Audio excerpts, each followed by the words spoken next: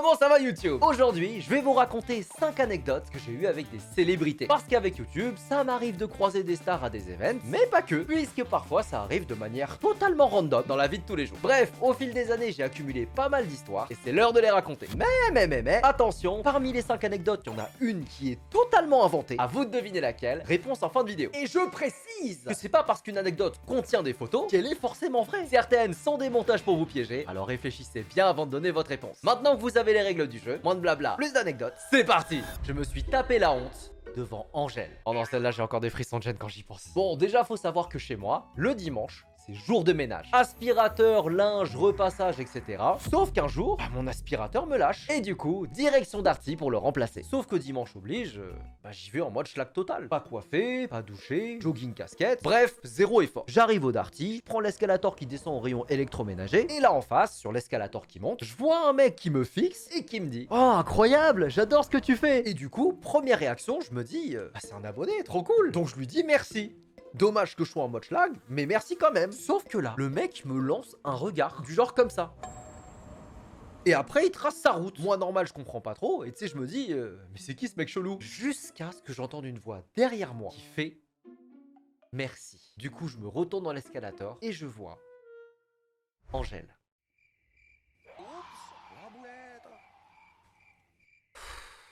Oh putain, le malaise. Balance ton quoi? Balance ton quoi? Balance ton ego, Henri. Bah oui, du coup, j'ai vécu le malaise du coucou, c'était pas pour toi, mais en version VIP. Et à ce moment-là, tu sais, je me dis, Henri, trace ta route. Déjà parce que j'avais la honte de ce que je venais de vivre, et aussi parce qu'Angèle, en vrai, elle était clairement pas apprêtée. Elle aussi, elle était en mode jogging du dimanche, elle était pas là pour prendre un selfie avec un fan ou quoi. Et du coup, je me suis dit, je vais la laisser tranquille.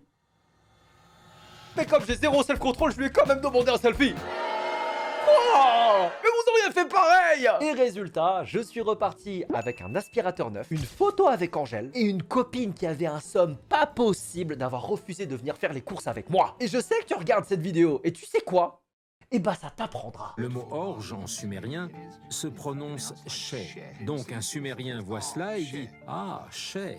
Je me suis battu avec Orelsan. Oui. Mais du coup, contexte. Vous commencez à le savoir, j'aime les sports de combat. Déjà parce que j'ai toujours été nul au sport de balle, mais aussi parce qu'il y a un truc beaucoup plus satisfaisant que de marquer un panier, entendre ce bruit-là. Sauf que parfois, ça m'arrive d'avoir la flemme. Flemme de cracher mes poumons, flemme de me faire exploser en sparring, et ce soir-là, c'était exactement ça. Du coup, compromis, je vais pas dans mon club habituel, mais dans un autre un peu plus chill, pour taper sur des débutants. C'est un scandale! Oui, j'assume et je le referai. Bref, j'arrive au club et là, je vois un mec de dos en train de se faire bander les mains par le coach. Il se retourne et c'est Orelsan. Bonjour, ça va? Alors perso, j'écoute sa musique, je suis déjà allé à un de ses concerts, j'aime beaucoup ce qu'il fait, mais pas envie de l'emmerder, le gars il est là pour s'entraîner, donc je me mets tout seul à l'autre bout de la salle. La séance commence, petit échauffement, un petit shadow simple, basique.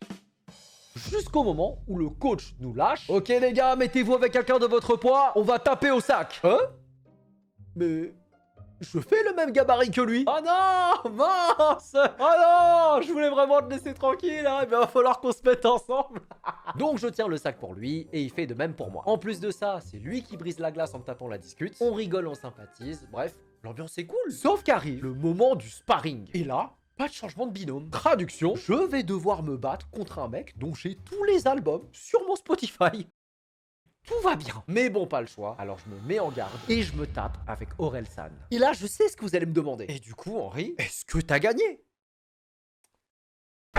Et voilà. Mais c'est ça votre problème! Vous êtes obsédé par le score! Toujours à vouloir classer les gens! Qui gagne, qui perd! Génération TikTok de merde! Les gars, un sparring, c'est pas un match, c'est un entraînement. Le but, c'est pas de flex, c'est d'apprendre. Donc, on s'en fout de ce qui s'est passé. Tout ce que je peux vous dire, c'est que j'ai grave kiffé le moment. Après ça, on prend une photo, on s'étire et on discute. Et là, j'apprends qu'en fait, ça fait depuis plusieurs années qu'il pratique la boxe thaï. Forcément, ça m'intrigue. Et là, il m'explique qu'en fait, à la base, il s'y était mis parce que ça l'aidait à mieux faire ses mouvements de cascade dans ses films. Ah! Et c'est là que les choses ont pris une tournure encore plus folle. Parce qu'à ce moment-là, pour ceux qui suivent la chaîne, j'étais justement en galère sur mon documentaire Jackie Chan. Dedans, je voulais tourner un court-métrage de cascade, je trouvais personne pour inventer la Corée, 2 mois que je tournais en rond. Du coup, spontanément, je dis à Aurel que je bosse sur ce projet et que j'ai un peu de mal, mais franchement, je balance ça, comme tu dirais ça à un pote, tu vois, sans réfléchir. Et là, Aurel, il me sort la phrase. Ah ouais? Mais moi aussi, je suis trop fan de Jackie. En plus, le chorégraphe de mon film, c'est le créateur de son fan club France. Si tu veux, je peux te filer son contact. Et là, les gars, dans ma tête, c'est feu d'artifice. Comment ça, le seul soir où j'ai la flemme d'aller dans mon club, je me retrouve à sparer Orelsan, et en plus de ça, il me débloque mon projet. Comme quoi, des fois, ça tient à rien. Résultat, je rencontre Anthony, mon futur régleur cascade, avec qui j'ai bossé 3 mois, et ça a donné le court-métrage dans mon dernier à contre-courant. Et la cerise sur le gâteau, j'ai envoyé la vidéo à Orelsan en le remerciant, et il m'a répondu, stylé. Petit flex! Petit flex! Et c'est pourquoi dans les crédits à la fin, vous verrez un remerciement spécial à Aurélien Cotentin. Donc voilà Aurel, si jamais tu passes par là, hein, sache que celle-là, elle est pour toi. Si cette anecdote est vraie. Ah, on sait pas, on sait pas! Tom Holland m'a recalé. On est en 2021, sortie de Spider-Man No Way Home. Et à l'époque, pour promouvoir le film, Kevin et moi on avait fait une vidéo avec Sony dans laquelle on réagissait au tout premier dessin animé de Spider-Man. Et dans le cadre de cette promo, je faisais partie d'une petite poignée d'influenceurs invités à rencontrer Tom Holland en personne pour créer du contenu avec. Pas trop bien? Et là je sais ce que vous allez me dire. Bah du coup Henri, elle est où ta vidéo avec Tom Holland? Alors, laissez-moi vous expliquer. En fait, faut comprendre un truc, c'est que dans ce genre de journée presse, tout est chronométré à la seconde. Tom Holland, il est pas là pour enfiler des perles, il enchaîne. Les interviews télé, les journalistes, la radio, etc.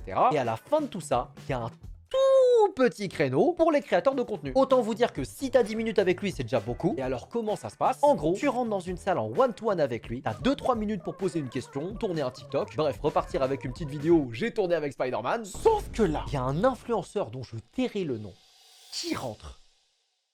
Et il ressort pas. Là, j'attends 5 minutes, 10 minutes, 15 minutes.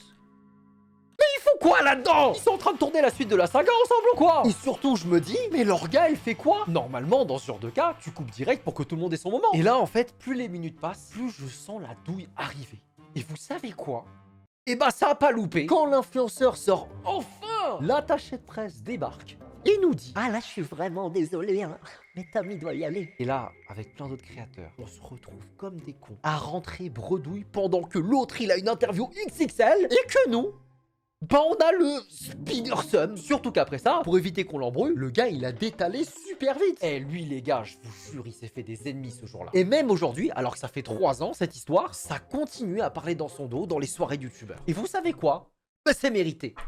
Enfoiré, va! François Civil m'a provoqué en duel. Oui, le titre n'a aucun sens. Mais contexte. Septembre 2023, UFC Paris, main event, Gann contre Spivak. Notre Français est à domicile, donc il atomise le Moldave. Liberté, égalité, fraternité. Et moi, en tant que bon fan, dès que le combat est fini, et je trace ma route pour éviter la foule dans le métro. Ah bah ici c'est Paris les gars. Sauf que sur le chemin, je croise les commentateurs du combat que je connais et ils me sortent: ouais Henri, est-ce que ça te dirait de venir à l'after de Cyril? Là, bah je bug un peu, tu sais, je me dis les gars, vous êtes sûrs que je peux? Et ils me répondent: ouais, t'inquiète. Bah du coup j'ai pas inquiété, let's go taper l'incruste. On arrive sur place, on fait la queue, puis on rentre. Terminé la cage, le sang, les patates de forain. Place à une soirée cocktail avec serveur en chemise et petit four. Bref, ambiance chic. À un détail près, puisque tout au fond de la salle, il y avait une rangée entière de machines à coups de poing. Ah, les mêmes qu'à la fête foraine. Et là, tu sais, dans ma tête, je me dis non, Henri, c'est une soirée classe, touche pas à ça, t'es pas un beauf. J'ai menti! Oui, bon bah écoutez, c'était trop tentant, ok? Du coup, avec mon pote, on a passé 1 heure à bourriner dessus, mais comme des débiles. Et franchement, bah je me suis éclaté. Sauf qu'à un moment, bah j'ai soif. Donc je vais nous chercher de l'eau. De l'eau. Et quand je reviens, je vois mon pote hurler sur un mec. Boum, je t'ai niqué! Ok, bon bah là je me dis, il a trouvé un challenger à la machine à punch, c'est drôle. Sauf que là je regarde, et le challenger, c'était François Civil. Et non, c'était pas un sosie éclaté genre François Guerre Civile. Non, non, là c'était le vrai. Ça n'a aucun putain de sens. Et là, comme d'hab, quand je croise quelqu'un de connu, j'essaye de rester cool, de pas la déranger, et bah comme j'ai 0 self-control, je suis quand même allé lui parler. Et du coup, je vais lui parler et je lui dis: salut François, je veux pas te déranger, je voulais juste te dire que j'ai grave kiffé les 3 mousquetaires. Et là, sans prévenir, il me tape un check de sauvage, genre le dab qui résonne dans toute la salle. Il me prend dans ses bras et il me dit: ah merci frérot, ça fait trop plaisir. Surtout que pendant le confinement, moi je regardais grave tes lives Among Us. Attends. Déjà, le check, je m'y attendais pas. Mais surtout, François Civil, pour moi, c'est ça, ou encore ça. Mais pas lui en pyjama dans son canapé en train de regarder mes lives sur Among Us. Mais on est où là? Et du coup, je le remercie. Je bug un peu parce que, je sais pas si vous vous rendez compte, c'est trop cool. Et après ça, il me dit... on retourne mettre des patates. Et c'est comme ça que j'ai passé une soirée entière avec François Civil à comparer nos scores à la machine à coups de poing. Au bout de 7 heures, fin de soirée, selfie obligé. Et évidemment qu'une fois rentré, j'ai montré ça à ma copine qui plus tôt dans la soirée m'avait dit « ah non, moi je viens pas à l'UFC, c'est trop violent ça ». Eh bah écoute, pas aussi violent que ton son. Ah, Shay. J'ai traqué Jackie Chan dans Paris. C'est qui vos héros d'enfance? Genre ceux à qui vous vous identifiez à travers les musiques, les films? Bah moi perso, l'un d'entre eux c'était Jackie Chan. Avec mon père, on a maté plein de ses films et j'ai grandi avec son dessin animé qui passait H24 à la télé. Du coup en 2023, quand ils annoncent un casting mondial pour le rôle principal dans Karate Kid Legend, je réfléchis pas, je postule direct. Alors est-ce que j'ai été pris? Regarde l'affiche. Bon, évidemment, j'ai pas été pris. Non, mais c'est parce qu'ils avaient peur que je vole la vedette à tout le monde, c'est tout. Mais bon, même si j'ai pas été retenu, ça m'avait quand même donné une idée. Faire un documentaire sur la vie de Jackie Chan pour lui rendre hommage. Et c'est en bossant dessus que j'ai pris cette vidéo. Oui, c'est bien moi, avec Jackie Chan qui me fait coucou. Mais alors, c'est quoi l'histoire derrière ça? Eh bien, laissez-moi vous raconter. 2024, Jeux Olympiques et Paralympiques à Paris. Comme pour les JO classiques, t'as des personnalités choisies pour porter la flamme, et parmi elles, Jackie. Je vois passer ça sur Insta, et là je me dis... mais imagine, j'arrive à le croiser. Pour le docu, ce serait fou. Probabilité 0, mais imagine. Et là, je sais pas ce qui s'est passé, mais mon cerveau, il a shifté en 5 secondes de « ah, c'est une drôle de coïncidence » à « je vais traquer Jackie Chan dans tout Paris ». Carrément, j'avais fait un tweet à l'époque. Et c'est comme ça que le jour J, le 28 août 2024, je sors en mode détective privé pour trouver le lieu de passage. Grâce à Internet, je sais qu'il va être à peu près dans le 4e arrondissement. Et du coup, je me retrouve à arpenter les rues à la recherche de panneaux, de barrages de flics, bref, un indice. Sauf que... rien. Et au bout d'une heure de recherche, je commence à me faire une raison. Je me dis, ok, laisse tomber, hein. De toute façon, il y avait peu de chances que tu le croises. Mais là, alors que tout espoir était perdu, coup de fil de ma mère. Et là, elle me dit... on sait où il passe, c'est à la rue de Rivoli. Oh, du coup, je me mets à tracer. J'évite les passants, les voitures, les trottinettes. Je suis en nage, j'ai plus de souffle, mais j'en ai rien à foutre. Jackie m'attend. J'arrive dans la rue. Et coup de chance, je fais partie des premiers. Bon, en même temps, je suis arrivé 1h30 avant l'heure, hein, mais pour une occasion pareille, on n'est jamais trop en avance. Du coup, j'attends tranquillement, et au bout d'un moment, enfin, les policiers se placent, l'orga et les journalistes s'installent, et un bus de la délégation descend la rue et s'arrête pile devant moi. Et là, Jackie descend. Là, toute la foule se met à hurler « Jackie, Jackie, Jackie !» Et tu sais, moi, je suis là, je suis en train de réaliser. En fait, je saurais pas trop comment vous décrire la sensation. Genre, le mec que tu regardais à la télé quand t'étais gamin, il est à 5 mètres devant toi. Non, en vrai, c'était quelque chose. Mais attention, je garde mon sang-froid. Parce que pour le docu, oui, c'est bien de voir Jackie. Mais je veux ma vidéo. Et c'est là que je sors mon atout secret. Je l'appelle par son prénom en chinois. Hello! Bah ouais, mais tout le monde dans la foule l'appelait Jackie. Ah là, c'était sûr que ma voix allait ressortir. Et vous savez quoi? Eh bah ça a marché. Jackie se retourne, me voit et me fait un big coucou. Oh les gars, ah là dans ma tête j'étais sur un petit nuage. Et je me disais ça y est, c'est bon Henri, mission accomplie, t'as ta vidéo, tu peux rentrer. Mais non! Puisqu'encore une fois, j'ai zéro self-control. Je me suis dit, ah grave cool, j'ai ce qu'il faut pour le docu. Mais maintenant, il me faut un selfie pour mon Insta. Et du coup, je me suis mis à recrier son prénom encore plus fort pour réattirer son attention. Et là, en fait, les gars, faut que vous compreniez le contexte. C'est que oui, Jackie, il est à Paris pour les fans, etc. Mais il est avant tout là pour le comité olympique, la télé et les journalistes. Donc, sur place, bah, il doit faire des interviews, se concentrer pour parler anglais alors que c'est pas sa langue maternelle. Et moi, comme un connard, j'ai pas prêté attention à ça et j'ai pas arrêté de l'appeler à 2 mètres de lui. Et résultat, bah, à force d'hurler son prénom, oui, j'ai réattiré son attention. Mais cette fois-ci, j'ai pas eu la même réaction. Genre, en fait, ce qui s'est passé, c'est que Jackie, il était dos à moi et il m'a fait cette tête.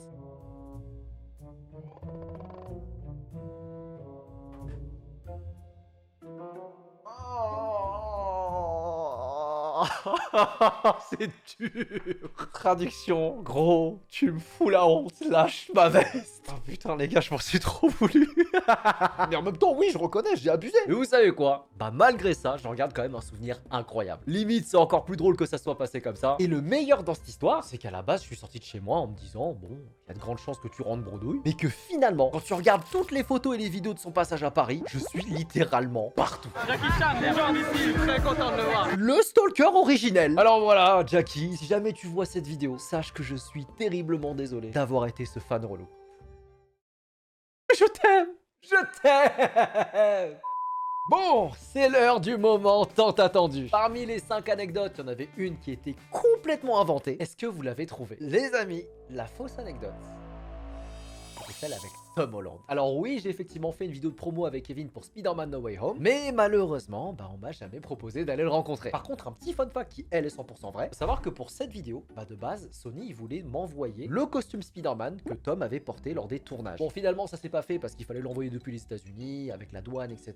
Ils ont eu la flemme, mais rien que le fait qu'il avait envisagé, j'avais trouvé ça trop stylé. Et en ce qui concerne le reste des anecdotes, sachez que c'est entièrement vrai. Même moi, dans la vie de tous les jours, quand je les raconte à mes potes, ils ont pas envie de me croire. Mais écoutez, ça s'est passé exactement comme je vous l'ai raconté. Et oui, François Civil, regardez bel et bien mes lives sur Among Us. Alors, est-ce que vous aviez trouvé ou est-ce que je vous ai bien eu? Dites-le moi en commentaire. Et comme d'hab, si la vidéo vous a plu, n'hésitez pas à vous abonner et à me laisser un pouce bleu. Moi, je vous dis à très bientôt pour une prochaine vidéo. Peace!